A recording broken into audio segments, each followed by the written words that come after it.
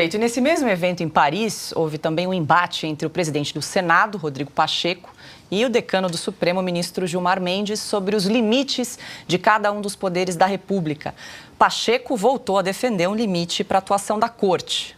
Não há de nossa parte, quero aqui afirmar na presença do ministro Luiz Roberto Barroso, presidente do Supremo Tribunal Federal, e do decano, ministro Gilmar Mendes, que não há absolutamente de nossa parte nenhum tipo de perspectiva de retaliação ou de enfrentamento ou de guerra com o Supremo Tribunal Federal. Eu, nos últimos quase 3 anos que estou à frente da presidência do Senado e do Congresso Nacional, eu, em todas as vezes, afirmei a importância do Poder Judiciário, valorizei e defendi as prerrogativas do Supremo Tribunal Federal, da Justiça Eleitoral, me pus sempre ao lado do Supremo Tribunal Federal e continuarei a fazê-lo. Isso não significa que nós estejamos inertes a modificações que possam ser úteis à credibilidade e ao aprimoramento de todos os poderes, inclusive do próprio Poder Judiciário. O nosso compromisso é com a democracia, é com a estabilidade e o equilíbrio entre os poderes, no reconhecimento de que o papel do Poder Legislativo é o de alterar a Constituição Federal e de fazer leis que possam aprimorar isso. Bom, e o ministro... Diga lá. Isso aconteceu em Paris, né? Só queria registrar isso. Isso foi em Paris. Eles estão em Paris falando sobre a Praça dos Três Poderes, que fica em Brasília. Só isso. Os oradores são brasileiros falando para uma plateia de brasileiros. Em Paris. Em Paris. Né? Pois é. Bom, só para a gente arrematar aqui que o ministro Gilmar Mendes saiu em defesa do Supremo em resposta a essa declaração do Rodrigo Pacheco. Deixa eu até aqui trazer a aspa, porque nós não temos. Vamos lá. Ele disse o seguinte: a Constituição previu que o tribunal teria uma atuação marcante no que concerne à omissão inconstitucional. E esse é um espaço de que se tem servido o tribunal. Não há uma banca na frente do STF pedindo causas. Nós somos provocados por órgãos, partidos políticos, governadores e sociedade civil, disse então o ministro Gilmar Mendes, em defesa do Supremo Tribunal Federal. Ana, vou aproveitar para você juntar aí já as duas falas de Gilmar Mendes, a anterior, que nós estávamos comentando aqui no estúdio, dele dizer que a eleição de Lula se deve aí ao Supremo Tribunal Federal, que é uma grande verdade, né? E também a essa fala do presidente do Senado, Rodrigo Pacheco, dizendo que não há embate, está tudo certo entre Supremo Tribunal Federal e Congresso, e também a fala de Gilmar Mendes na sequência, lembrando que este evento, já lembramos aqui, ocorreu em Paris, nesse final de semana. Essa foi a primeira palavrinha que eu escrevi aqui, ó, Paris. Foi em Paris, que bom, né? Paris, Lisboa, Oxford, eles vão falar para os brasileiros endinheirados lá fora, para a bolha, né, de empresários. Eles querem saber do povo chato que resolveu saber nome de ministro do Supremo Tribunal Federal. Eu vou começar então pelo Gilmar Mendes, né, da resposta, dizendo que o Supremo só age quando provocado. É inacreditável ouvir uma coisa dessa, né? O casamento ali perfeitinho, PSOL, PT, PCdoB, provoca a gente que a gente responde, né? E aí, pegando a primeira fala dele, eu até escrevi aqui, aspas, se a política deixou de ser judicializada, deixou de ser criminalizada, isso se deve ao Supremo Tribunal Federal. Quando que a política deixou de ser judicializada?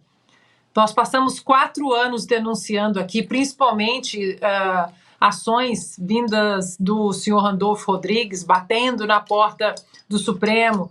O presidente Bolsonaro fez isso, o presidente Bolsonaro fez aquilo, o Supremo lá cutucando a barra das togas, né? Faz alguma coisa, eu não gosto do que ele fala, eu não gosto do que ele faz. Pelo amor de Deus, ministro, a política deixou de ser judicializada quando? Os últimos 4 anos foram 4 anos de uma judicialização absurda. Tudo foi parar no Supremo Tribunal Federal. A revista Oeste tem uma brilhante matéria que coloca em números, se eu não me engano, o Silvio vai lembrar, mais de 120 ações do Supremo Tribunal Federal interferindo no poder executivo quando o Bolsonaro era presidente. Tudo por alguma ação provocada por um partido de oposição e o Supremo Tribunal Federal aceitando. Então, que a política deixou de ser judicializada é uma brincadeira, né? Ele falar esses absurdos, né? A gente pode colocar naquela lista do perdeu o Mané, derrotamos o bolsonarismo e agora nós temos esse aí também, né, da eleição do Lula.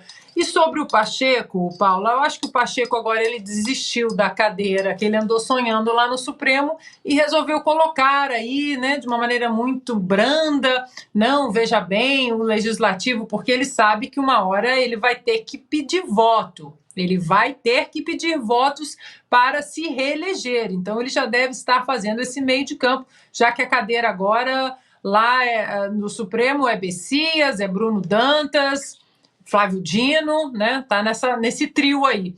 Então, agora, o que nós devemos continuar questionando é o Pacheco se vocês chegaram até aqui e o Brasil chegou até aqui, observando essas atrocidades do Supremo Tribunal Federal, presidente do Senado, Rodrigo Pacheco, o grande culpado disso tudo é o senhor que alimentou esse monstro durante muito tempo. Essas inconstitucionalidades, elas não têm vida própria, não. Perfeito.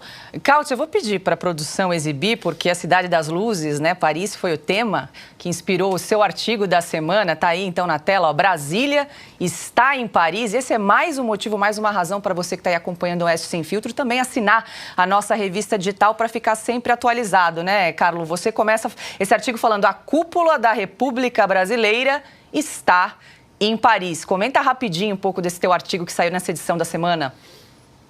Pois é, Paula, são bastidores daquilo que depois ocorreu, né? Eu soube de fontes que iria ter lá em Paris esse conjunto, basicamente a transferência em massa da Praça dos Três Poderes para o Arco do Triunfo e a Torre Eiffel, né? Para o Trocadero de Rô ou Champs-Élysées, né? Da Praça dos Três Poderes ao Champs-Élysées, poderia ser a próxima coluna, e tem alguns spoilers daquilo que depois se concretizou. Apenas complementando, a última vez que a gente viu fotos ou vídeos, né, de poderosos em Paris, era uma época em que o governador do Rio de Janeiro estava em jantas, bêbado, com a toalha em cima da cabeça, né, com o lenço em cima da testa. Então, assim, no lenço em cima da testa, o Supremo mandando na política brasileira, só passaram anos, mas o Brasil, infelizmente, é sempre o mesmo, né?